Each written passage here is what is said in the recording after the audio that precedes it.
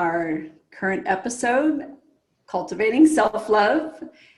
It's part of the Leap of Consciousness series, and I am one of your show hosts. I'm Annie Kalakar, and with me is Ashley Lee, and this is all being brought to you by the Awake TV network. So cultivating self-love is a very promising topic for most people to even contemplate because of what it can do to enrich your life. Ashley was asking me a very simple question when we were putting together this presentation for you, and she said, do you have a commitment in place to practice self-love daily? And I thought about it, and I kind of said, loosely speaking, yes. And I recognized no one had ever asked me or taught me or shared with me, and I certainly never came up with it on my own, but my inner wisdom shared with me when a moment or an opportunity does come up to practice self-love, I do take it. And so we invite you today to really think about making that commitment to practicing self-love daily. And we hope the show enlightens you to many new ways to deepen and cultivate self-love inside yourself. Take it away, Ashley. Oh, we are so excited to share about cultivating self-love. It really is a wonderful way to create our lives, you know, honestly worth living, honestly worth being here, and valuable. So we want to first really embark into the realm of what is self-love. And it really is truly the complete embodiment, like all of us, the whole aspect of ourselves. And it's the embodiment of self-respect, so much so that it exhibits a self-reflection of experiencing our true nature of love.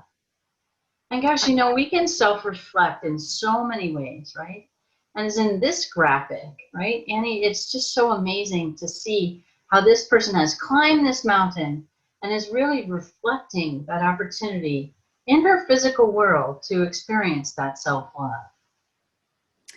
I agree. And I'm going to read the graphic here because I think it's important. And I know there are some people that are driving or jogging while listening to this as if it's a podcast. So I'm going to share with you much of the wording. But I did ask Ashley to put this slide to the very front of the show because this really is the goal. And I wanted everyone right up front to realize that self-love actualized is probably the most beautiful gift that you can give yourself. So here's the sentiment behind this. As I practice self-love throughout each day, filling my cup up with love from within, I am empowered to release self-judgments, self-limiting beliefs, and actualize my true nature of love expressed in every moment, regardless of the circumstances or conflict before me. And this really means that we are so present with ourselves in the moment that we are able to make conscious choice to choose self-love and come from that place of love, that deep well within, because truly, if we embrace the concept, the guiding principle of in service to us, then we are really looking at nurturing the investment, or not at the investment, but the relationship that we have with others, because it's all about interdependence. I fill up my cup for you, so you don't have to nurture and take care of me and be codependent. I do it for you. Exactly. I deeply value your relationship so that we can come together and do something amazing. And then everyone is included and it's good for everyone. So this is really about honoring that commitment to in service to us. And really, in a moment, we wanted to consider what would life be without self-love? Right? Without self-love, we can never embody or share the concept you were just sharing about in service to us. And so really, let's talk for just a moment about in service to us. What does that mean, Annie? Because, for me, it means as I fill my cup up with love for me, and as I treat myself to self-love every day and every moment in every way, and I really commit to that daily practice of doing that, and I come to the relationship with you with my cup full of love, with my cup full and ready to be present inside the conversation, inside the experience, inside the relationship, then I don't need you. I want you. I Right. want to be with you. I choose to be with you. And I choose to be with you not because I need something in return. It's that I'm here present, fully ready to give and to receive in this a way where we converge our relationship so much so that we grow to a larger expansion than we ever knew was possible. And Very true. Very true. Because literally, I mean, now you could say, fine, you two are like business partners and you do a lot of work together. So, of course, you really need to be ready to go. But the truth is, we go to work every moment of the day, the moment we are in contact with another person. We're in relationship work. And whether it takes place in an office or over Zoom or with our spouse or our child or a neighbor or community, the fact is we all have to be ready for the participation in relationship. So if we are not loving ourselves and being whole and complete with who we are, then we come into that relationship and we're not ready. So we may bring discord, or we may experience the other person's discord. And I recognize that until the whole world is in this practice, really it's we're going to all be the leaders on the forefront, doing self-love and sharing that practice with others until they get it. And then they meet us at that same beautiful level of being ready. And that is where I love this picture, Ashley, because the person who's already made it to a certain height is reaching back to say, can I give you a hand up, right? My cup is full. I already made it to the top. Let me lift you up, those last final steps. Love extends that reach and has that ripple effect. And look, then because they're connected to that other player there, that other player is able to reach out and say, come on, I'm strengthened. Let me help you up the mountain as well. The ripple effect of self-love is huge. And I think it's important to recognize how powerful we are. And without it, we stay stuck. We stay in our darkness and our discord, and everything just falls apart because we don't know how to fortify ourselves from within.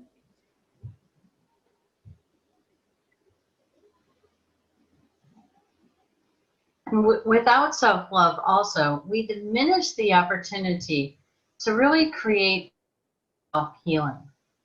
When we brought up this picture and these meanings in a really meaningful way, because we wanted to reverse engineer, so to speak, what self-healing really means or what it's talking about.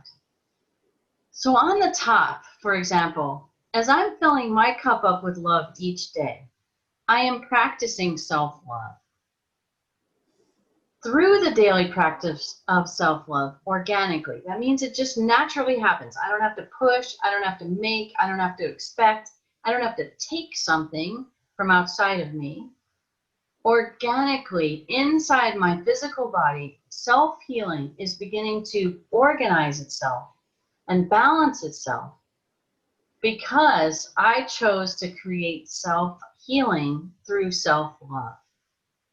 And that self-love then, in a deeper level, comes in when I have created and embodied the experiences of peace, regardless of what's happening in my life. Self-healing naturally occurs.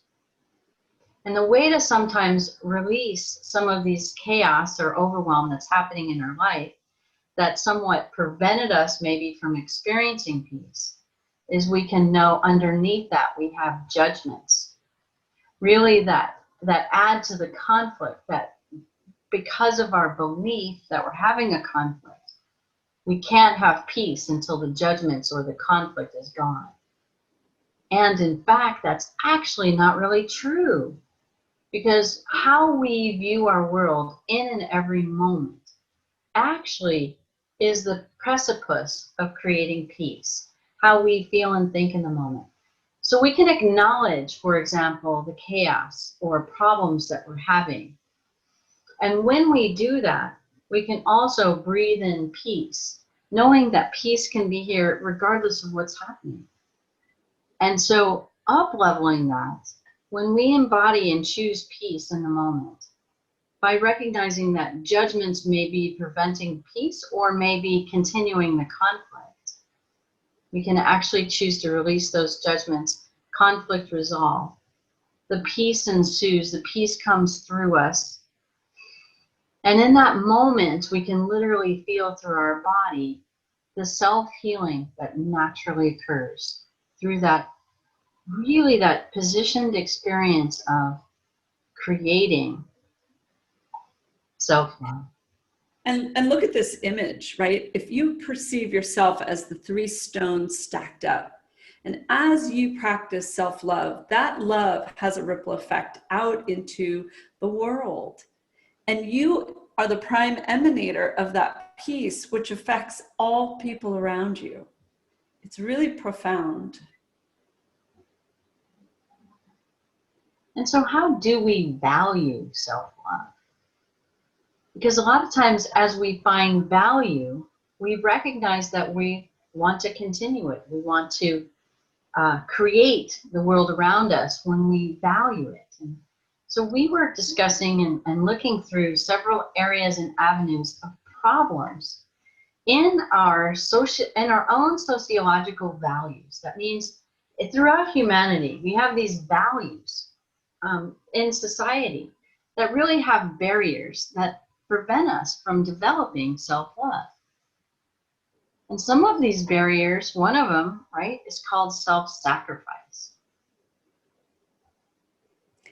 It's so true, because we literally overgive when we're doing self-sacrifice. So when I believe that I have to do it all, be it all, and hold it all together for everyone, I end up being resentful and exhausted with the ones I try to serve.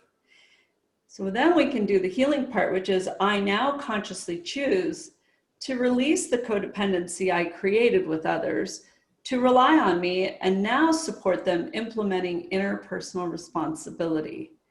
I think there's areas in everyone's life where they have created these mini contracts with, oh, just let me do that. I do that really well.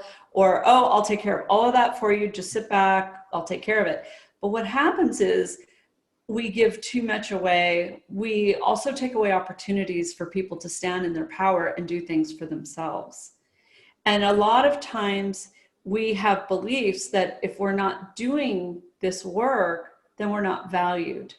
But it creates an upside down system, because your cup is always empty. You're giving and giving and giving. And so there's a price or a cost to that. And I love this watercolor image, because this woman is evaporating. she's disappearing. Her energy is just so gone from her presence.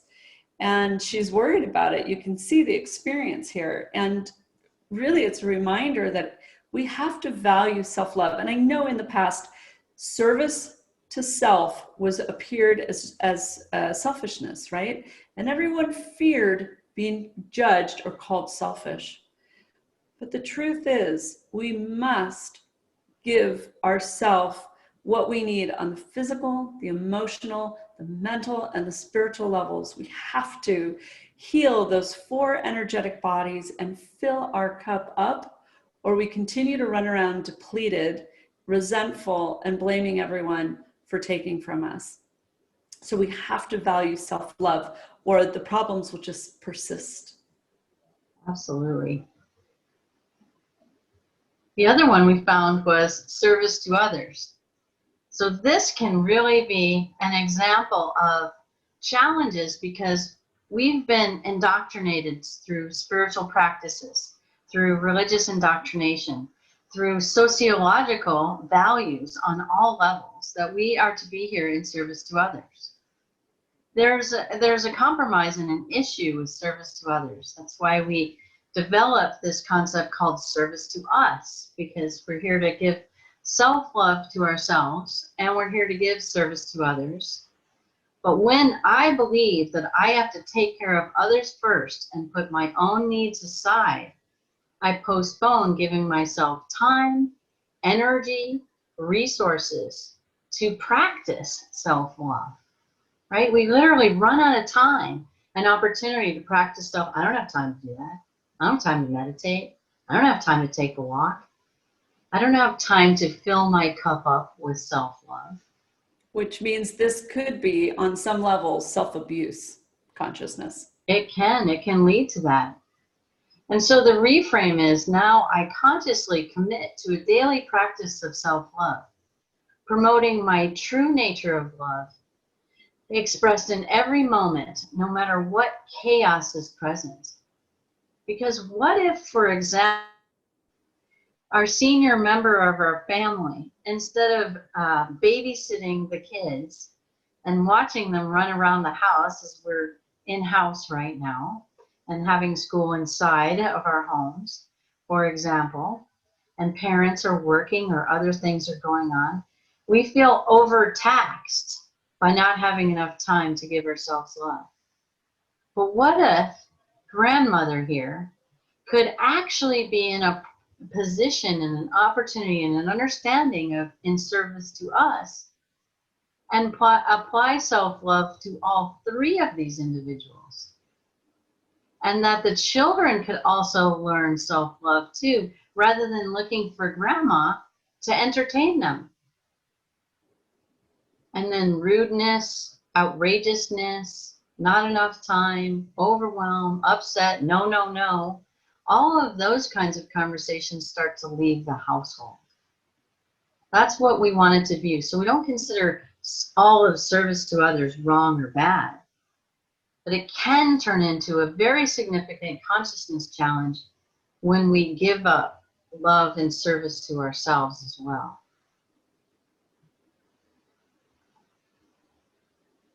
Oh, here's a great one. Martyr consciousness.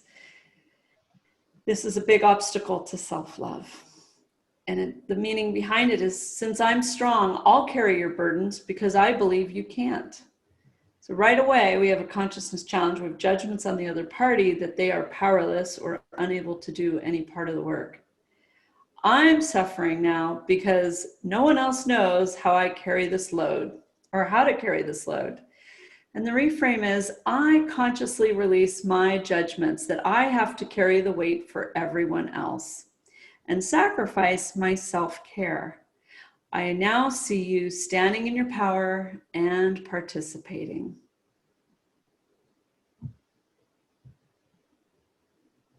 This next one really is about self-hatred or make wrong. And this is really perfect because we've experienced this in all facets of our lives. When we were children in school, the children in school, maybe even on Zoom too, all different kinds of ways of places we can consider ourselves where we've made ourselves wrong or considered ourselves dumb or unlearned or ignorant and don't know how to move out of a situation. And a lot of times we don't really recognize it because we call this one self-hatred consciousness. And the reason why we end up hating ourselves, that we don't even always recognize we're doing it, is because we considered ourselves dumb or stupid. And when we consider that, or someone else tells us that, we move into these profound levels of self-judgment that we don't are having. So they get suppressed and go unconscious. We go unconscious about or go unaware that we're actually even having self-hatred. So when I go into self-judgment after being berated by another, I respond, right, with feelings of stuckness, and subsequently I am unable to express my giftedness to the world. And as I'm able to reframe that, I can say to myself and share with myself and literally embody the process of, I consciously release the judgments. of the self-hatred and recognize that I have the ability to reframe how others experience me. So even though, let's say this gentleman on the stool with the dunce hat on, for example, let's say they'd had some level of fault by the boss that seems to be overpowering them. And they could say, yep, you're right, I've made a mistake. I apologize for the mistake. I recognize I did something that had upsetted you or was out of reference for what we agreed upon doing. I recognize of my fault and my part in this. I choose to do X, Y, and Z to correct it. How may we improve this system and process in the future? We can have conversations like that. But we have to recognize how we're feeling about ourselves. Give ourselves that self-love and go, yep, I made a mistake and I'm capable of having interpersonal responsibility about this and actually choose to make a difference. And I can take the habit, I can come off the stool, I can stand up too and share my giftedness, share my process, and share an opportunity to conflict resolve.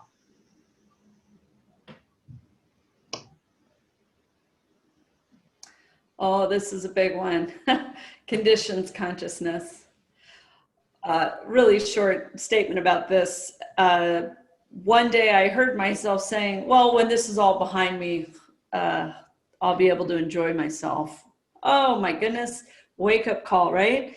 When we say, we're essentially saying, I will postpone my peace, my happiness, my joy to the time when the conflict is behind me. And I didn't realize in the moment that this was like a lifelong habit, that even things like, well, I won't be able to do X until Y happens. It's like, well, why not, right? We have the tools today to conflict resolve the discord, the very thing that is so upsetting, so that we can have our peace in the moment. Okay, so what if there is a big story and that big story needs to have a big ending and it's on its journey and it's in motion, okay? On that journey, you can still experience peace while that's ongoing, because you have the ability to heal the frustration, the anger, the irritation, the disappointment, the sadness, the grief, everything that comes along on that journey, you get to release and replace with inner peace. Because if you set that destination goal way out there in the future, that means you are enduring your pain and suffering, and that's not self-love. So because of my beliefs of how I have to meet terms and conditions for time, energy, and resources, I delay my opportunities to practice self-love. And the refrain is, I consciously release the postponement of my peace and happiness, knowing the journey of self-love is the destination for the goals I desire. So no matter what you have planned for yourself on every single journey, you get to conflict resolve, to experience your peace, which peace organically turns into happiness inside of you. So have happiness on all your pathways to all your goals. Do it inside that commitment for that daily practice of self-love. Then we move into the idea really of, why is self-love so important? We recognize that self-love really is important because one's true nature of love is never truly actualized without self-love. Like, we believe sometimes that other people can tell us, you know, you are loved and I am loved. But what I have to take that in, right? I have to recognize that I am loved. And when I'm able to do that, then I'm able to express it more clearly, more openly, and more giftedly from what my true nature is bringing forward to the world. I can tell you though that the first thing that does stop it is self-denigration consciousness. And I'm pretty famous about that. I used to, like, when I was young, I used to flick myself on the head. It was kind of funny. I was like, stupid, that doesn't work. I can't believe myself, right? Or I always called myself the big loser, right? Because I didn't feel my self-love. I didn't feel important. How about wearing the rubber band on the wrist to snap every time you did it wrong? I know a lot of people that did that. Right?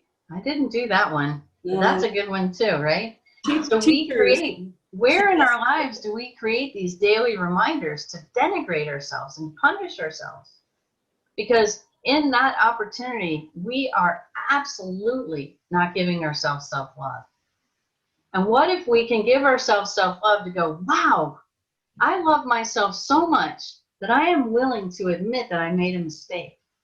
And I am willing to actually change everything in my life that corrects this mistake. And I'm more apt to do it more quickly, more clearly when I gave myself self-love before making the correction. Because now I'm problem solving inside love rather than a state of fear called self-denigration.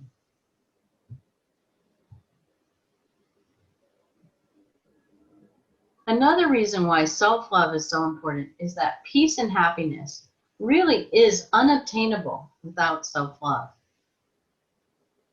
And in this one, we talk about learned helplessness.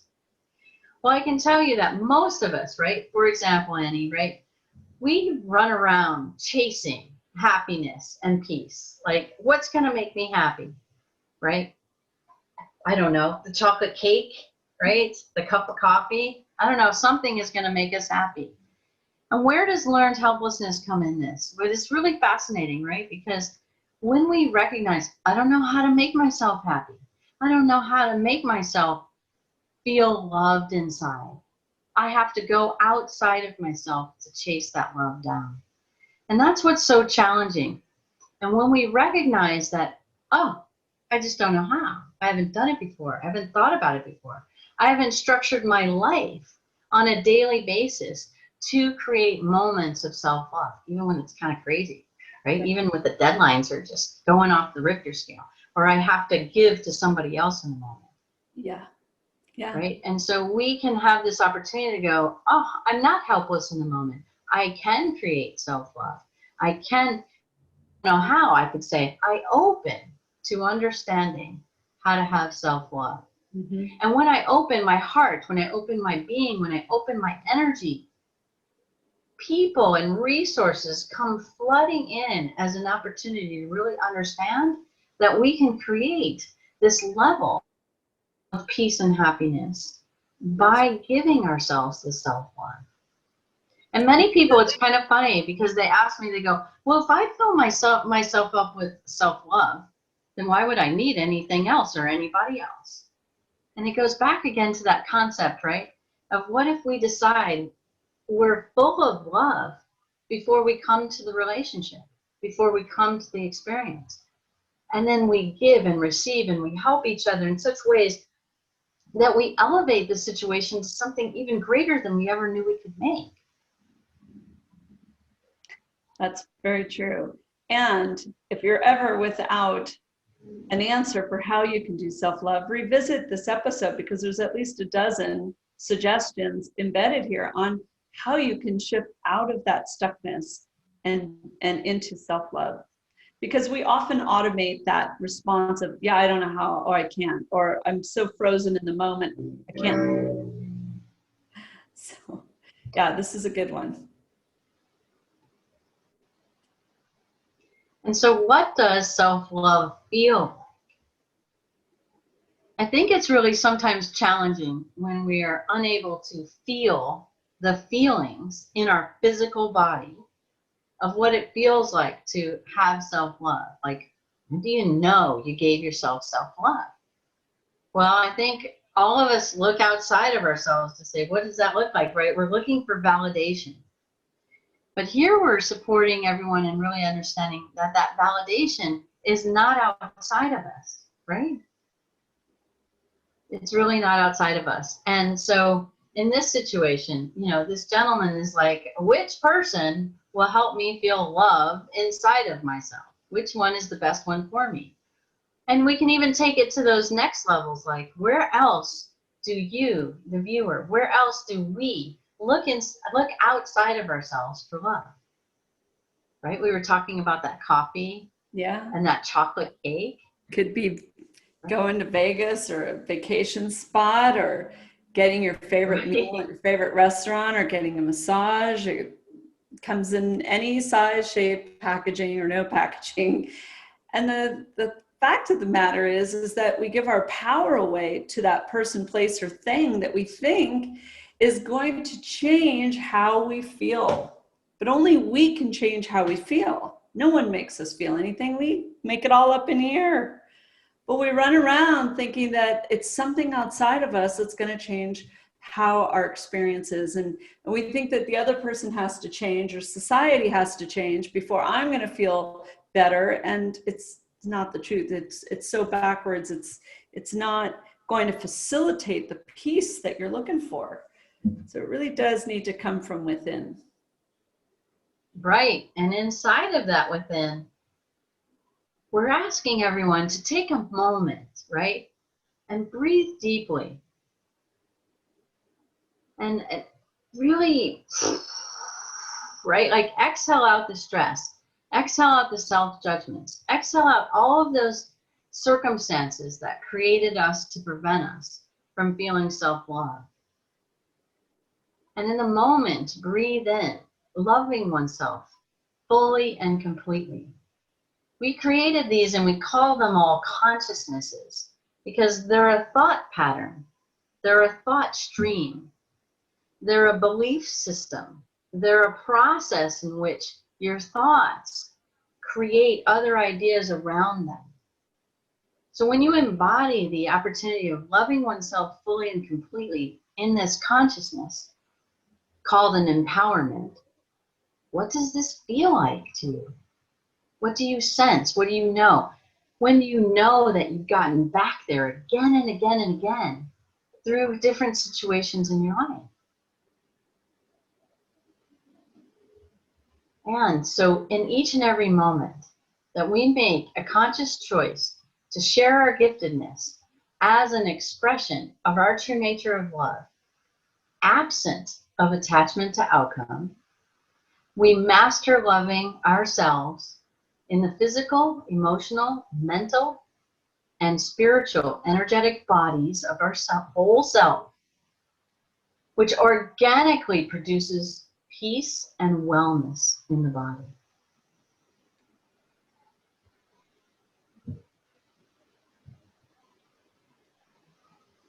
As we move through this process, how do we create self-love? Making a commitment to conflict resolving, victim of circumstance consciousness.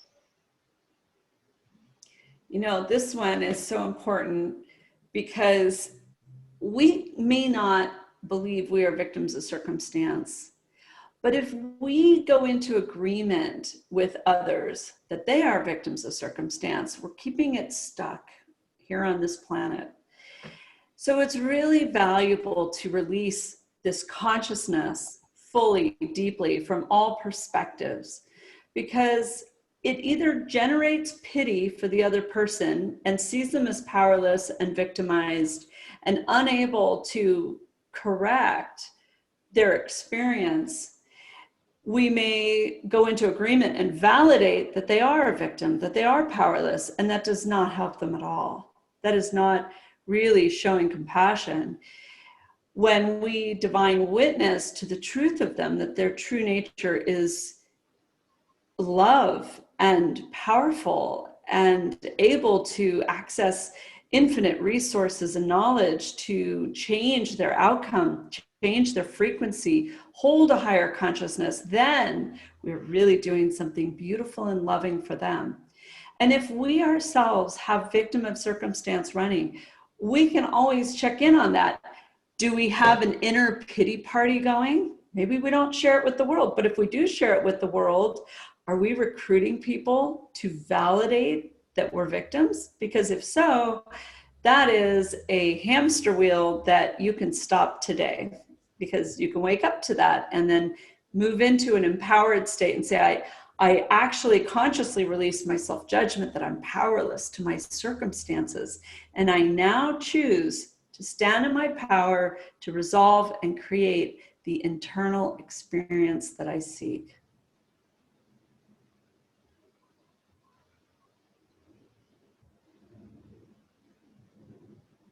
And so how we can create self-love really is creating a committed life to self-love in every moment.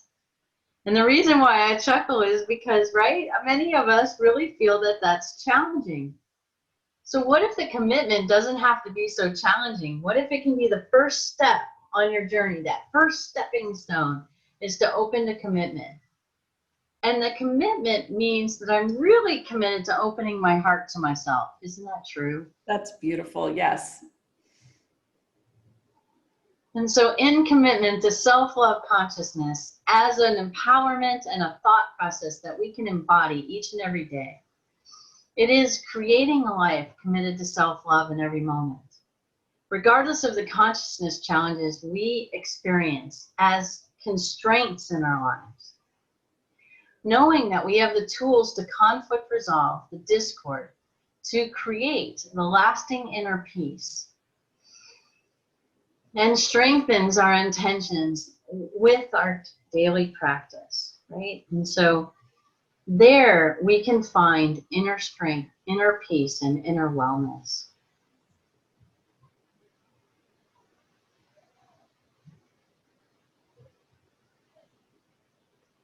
So let's talk for just a moment about the challenges in practicing self-love. Oh, we love those self-judgments, right? Even though we might be standing in our comfort zone, right? We can be filled with excuses, anxiety, complacency, right? Being self-critical, being depressed, maybe having a low sense of self-esteem.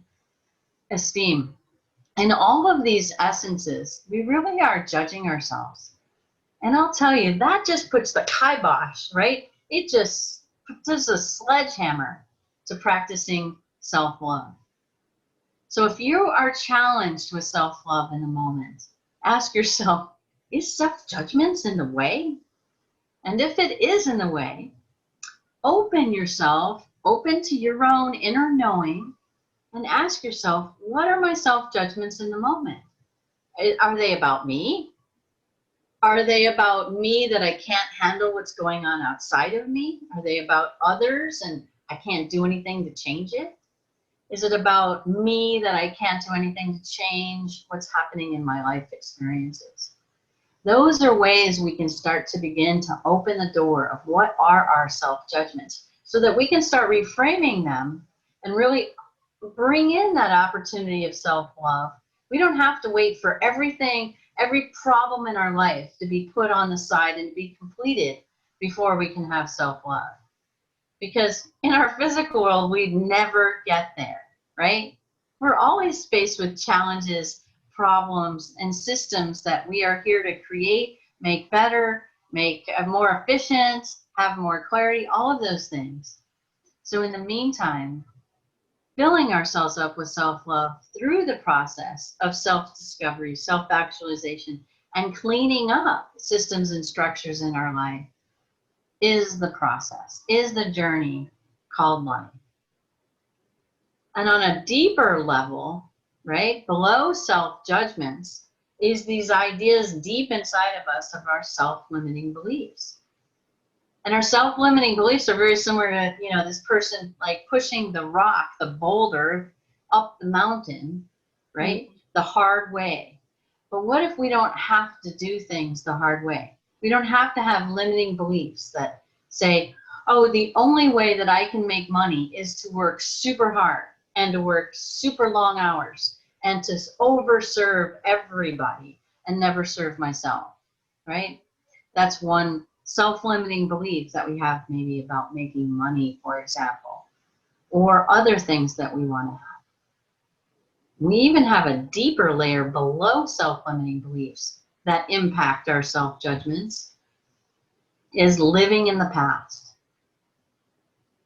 Now we chose this photo to be very depictive of the abstract consciousnesses we have inside ourselves, inside our mind, inside our hearts, inside our being. And so picture yourself where the picture is showing itself. You're in the foreground. You're in the darker wall here. This is called the past. And we kind of go through the keyhole and bring the past with us into the present. Maybe that middle section is the present time. And in the foreground is the future time. And then I think that little white door might be heaven, or a place where we go after we transition out of our body. So in these spaces of awareness, the past, the present, and the future, and then the transitioning out of our body, where do we bring our challenges from? Our past. And we bring them into the present moment. We bring them and then we project them into the future, saying we can't do these things. This won't work. These are society's values. All those kinds of attributes from the past is preventing us from seeing and being present in our moment, that we're even having this beautiful conversation, this opportunity to share these paradigms, these concepts with you, to really open us up to sharing self-love with ourselves and each other. And so I encourage all of us to not have to live in the past, live in the moment, live in this now moment. You can work with the past. Bringing some of those past elements forward are supportive.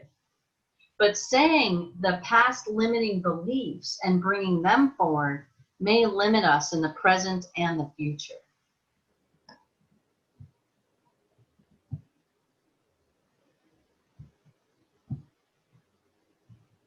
So let's talk about integrating daily self-love. Some of the solutions for daily integration. This is one of my favorites. Because this is how I see energy moving around in the world, right? So we developed mastery with thought and belief patterns, consciousness, and we can actually have this inside our empowered states of being. And when we look at this really carefully, right, one hand depicts you. One hand depicts me. So you sort for who's me and who's you in the zoo called relating. And then what energy are we sending back and forth to each other, volleying, right? They're volleying, or throwing arrows or daggers or even hatchets, right? We can send all sorts of consciousness, thoughts, emotions, and awarenesses to each other. And a lot of times what happens is when we don't have mastery or understanding of how to work with this, it volleys back and forth for days, months, years, decades, even lifetimes with each other. And we're here to share with you, with the conflict resolution process, you can actually diminish these lightning bolts coming back from each other. We have an easy 5-step process that actually supports you in doing this. And so in this mastery, what we say to ourselves is, when we notice, acknowledge, and accept that our thoughts and belief patterns are not resourceful, we have a tool called conflict resolution. And as we release the lightning bolts of judgments that created the negative energy between us, we clear the energetic relation and the relating with compassion. And compassion in this sense is not pity and not sorrow. It's truly the absence of judgment. And so how we integrate that is through problem solving. And we can problem solving, conflict resolution helps us really release those self-denigrating thoughts about ourselves and our own belief patterns. So we can do this, picture these two hands as all the different parts in our inner boardroom, right? Is one part could be ego, and one part could be higher self. One part could be our inner child, and one part could be our emotional self. And we have conflicts with these different aspects inside ourselves. And we can actually, in the me to myself realm, right, identify who's in conflict in here, in me. And we can begin to conflict resolve this. In the next stage of integration, one of my favorite, Annies, this is an idea really, right, of developing a lifetime commitment of being no compete and creating no compete consciousness inside our very being. It is significant when you can get to this place where you are no longer judging the other party. It means you're not in competition with them. You're no longer thinking you're better than them, that they're less than you, or that they were too superior, or whatever the problems were, right? And the empowerment is witnessing that while I consciously choose to embody spiritual sovereignty, I no longer experience judgments of competition about the conflicts that I had perceived between us as a determinant of the consciousness challenges I once believed in. I ongoingly commit to releasing any judgment as a form of no compete.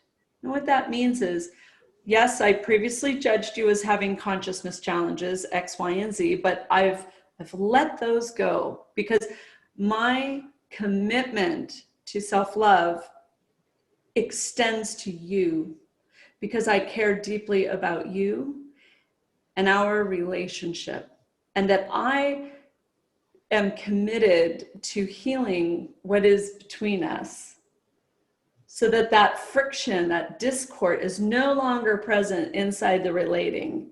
And so on an ongoing basis, I am committed to not getting into competition with you anymore. I am not here to make judgments. And so if anything does pop up into my mind, oh yeah, I forgot about that time that you did that. You get to clear that and go, oh yeah, I felt powerless in the moment. I released that I couldn't stand in my power and say with authentic communication, I didn't like what you were doing at the time, you know? So now you're just clearing deeper levels so that you can remain in that beautiful neutral place of no compete. And it is truly a pinnacle of self-love that is just very profound and meaningful once you get to experience it. And now transforming into higher states of love by shining your light. And we literally, through this and through self-love and a daily practice of self-love, we really do awaken the light within inside of ourselves. By healing the victim consciousness that we have so prevalent in our society, so prevalent in our lives, that we get to release this victim consciousness and victim of circumstance that I accepted, we all accepted on so many levels. And now we can start to really let this go by really choosing to fill our cups up with love and recognize we are the eternal love that we know we are. And we really connect to that every single day. And supporting us in connecting that really as an invitation for everyone to embody self-love. We invite you to register for our remote transmission advanced energy healing program. This is 12 weeks where you get to meditate for 30 minutes at a designated time of 9 p.m. in your time zone. And Ashley and I will support you shifting and transforming your consciousness so that you get to experience more peace. And the beauty of this program is that it matches each of these 12 episodes that we are sharing with you through Awake TV Network, so that you get exposure to the spiritual principles that create peace inside of you, that you are empowered on deeper levels than ever before. And Ashley and I create very unique energy healing packets that are custom for you, for your consciousness challenges, so that you can awaken more of who you are and share your giftedness with the world, because your presence does matter. Thank you so much for joining us. We are so excited. Next week, we're going to share with you how you can adopt pronoia as your lifestyle. And pronoia means that the universe is conspiring to support you. And so are Ashley and myself. So we're going to bring you another very rich program next time, and we look forward to you joining us. Stay tuned. Thank you all.